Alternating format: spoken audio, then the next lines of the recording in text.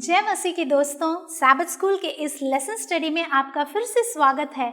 हम पाठ 11 पढ़ते आ रहे हैं और आज हम बृहस्पतिवार का यह भाग हम अध्ययन करेंगे जिसका शीर्षक है परमेश्वर के लोगों के लिए दूसरा विश्राम। परमेश्वर के लोगों के लिए दूसरा विश्राम। यह गलातियों के तीसरे चैप्टर 26 से 29 वर्सेस पे आधारित है। हम देखते हैं कि जो इब्रानियों के 4th चैप्टर में जो 8 to 11 वर्सेस हमने देखा, हमने पढ़ा कि यीशु ने इज़राइल को विश्राम नहीं दिया, है ना। हमने कल के लेसन में पढ़ा था कि प्रभु ने उन्हें विश्राम नहीं दिया क्योंकि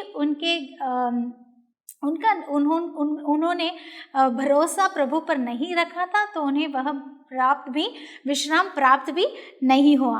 लेकिन परमेश्वर ने अपने लोगों को विश्राम करने का वादा किया और परमेश्वर झूठ नहीं बोलते, इसलिए एक और विश्राम होना चाहिए जो परमेश्वर के लोग आनंद लेंगे। तो यह प्रभु चाहते हैं कि एक और विश्राम हम उससे आनंद लेना चाहिए, यह प्रभु चाहते हैं।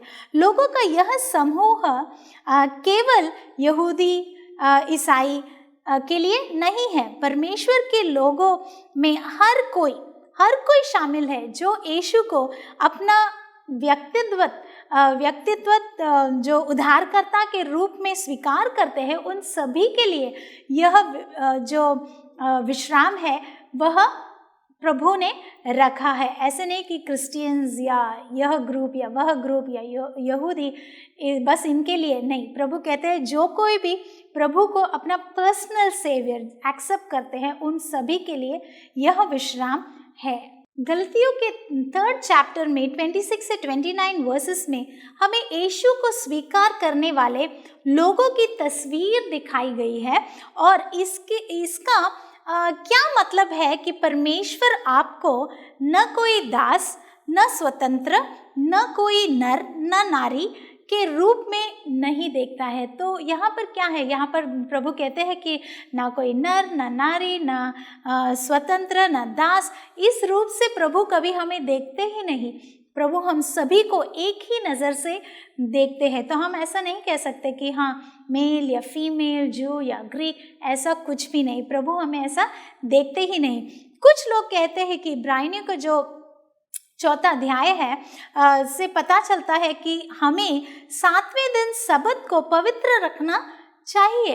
अन्य लोग असहमत होते हैं। कोई लोग कहते हैं कि ये जो हिब्रूज का 4th चैप्टर है इससे हमें सैबत रेस्ट के बारे में सीख मिलती है, लेकिन कुछ लोग इससे सहमत नहीं है और उनका मानना है कि इब्रानियों का जो 4था अध्याय से पता चलता है कि हमें अब सबत दिन का जो पालन है उसे पालन करने की कोई आवश्यकता है ही नहीं। ऐसा कुछ लोग कहते हैं क्योंकि परमेश्वर हमसे एक और अंत समय का वादा करता है।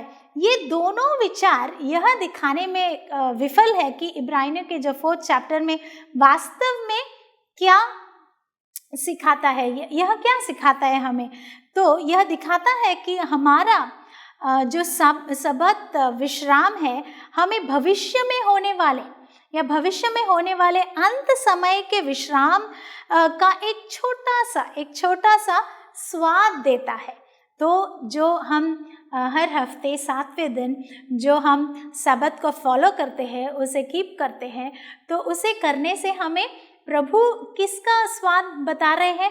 जो अंत में जो विश्राम हमें प्रभु देने वाले हैं, उस विश्राम का एक छोटा सा स्वाद प्रभु हमें इस सैबत रेस्ट में देते हैं।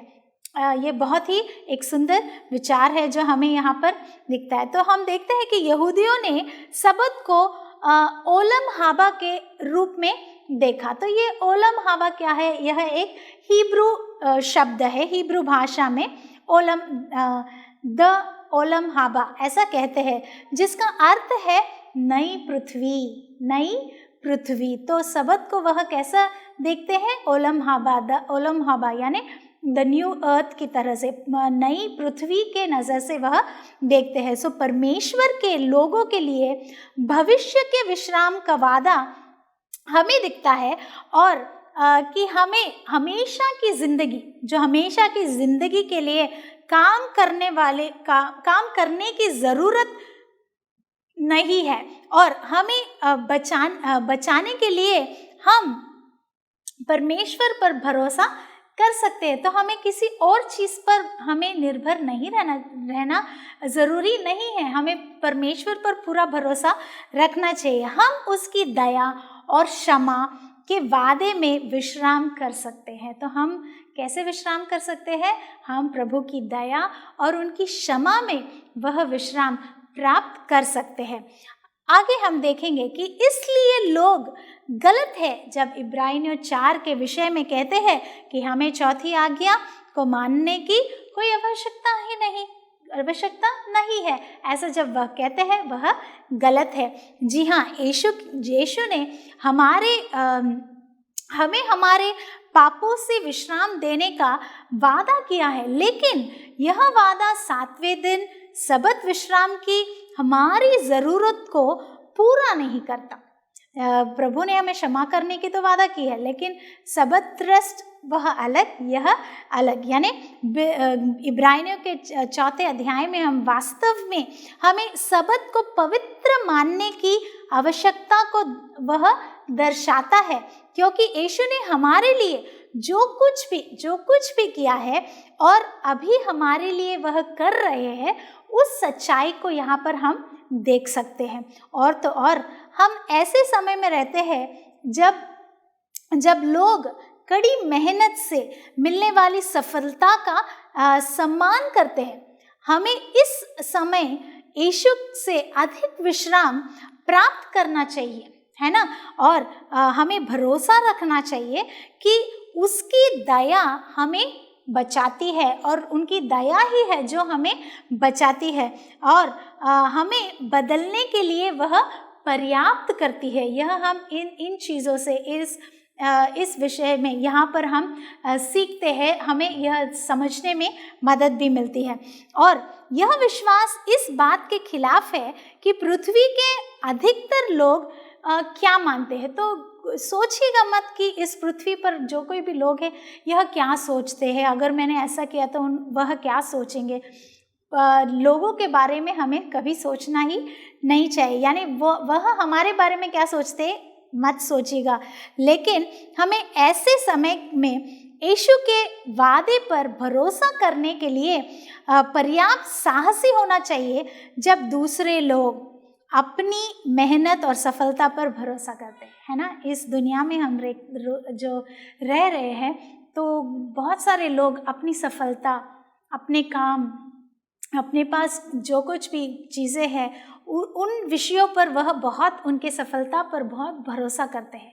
लेकिन इस समय में हमें क्या करना चाहिए? हमारी सफलता या दूसरों की सफलता, उस पर भरोसा नहीं करना चाहिए, बल्कि प्रभु पर हमें पूरा भरोसा करना चाहिए। हमारे साथ बने रहिएगा।